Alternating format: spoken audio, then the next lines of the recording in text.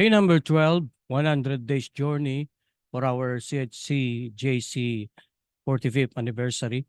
Our text for today will be in Hosea chapter 2, verse 15.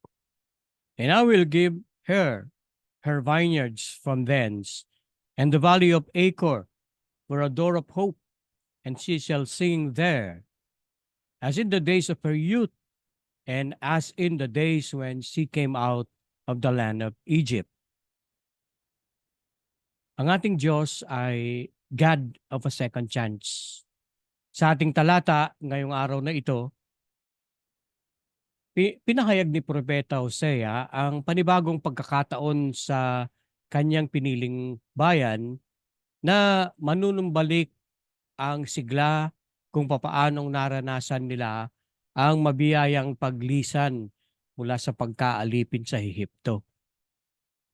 May mga tao na hirap lumapit sa Panginoon dahil sa kanilang nalalamang pagkakamali. Kanilang inaakala na dapat muna nilang ayusin ang kanilang nagawang mali bago sila lumapit sa Panginoon. Ito'y kalahating katotohanan. Ang aking tanong, sino sa inyo ang naglilinis muna ng kanyang katawan bago maligo? Sa harap ng Diyos na banal, wala namang malinis at ganap. Tayong lahat ay gaya ng maruming basahan at tayo dapat lumapit sa Kanya. Oo, kahit na alam mong sarili mong kapabayaan at kaparaanan kung kaya ka nakagawa ng kamalian at kasalanan, magpakumbaba tayo. Tayo lumapit sa Panginoon. He is a God of second chance. Sa Psalm 23 verse 4, yea, even though I walk through the valley of the shadows of death, I will fear no evil. Naglalakbay tayo dito sa sanglibutan. At marahil sa mga pagkakamaling yon, nagdilim ang ating landasin sa ating buhay.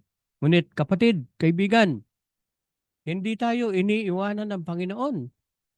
Lumapit ka sa Kanya at tumawag sa ganyang kalagayan. At tiyak na ikay ay Kanyang tutulungan. Sa araw na ito, sa iyong paglapit sa Panginoon, bibigyan Kanya ng panibagong pagkakataon. Ang panalangin natin ay ganito. Maranasan nawa namin, Panginoon, ang iyong kalinga at patnubay at ang bukas na pagkakataon upang muli naming maranasan ang kagalakan dulot ng iyong paggabay sa aming buhay. Noon at maging ngayon. Nagkamali man kami at nagkulang, binubuksan mo ang oportunidad upang kami lumapit sa inyo. Lalapit kami ng may pagkakilala sa aming kamalian at alam namin, Panginoon, uhugasan mo kami, paliliguan mo kami, gagawin mo kaming karapat-dapat dahil hindi mo kami iniiwanan. Sa pangalan ni Jesus. Amen.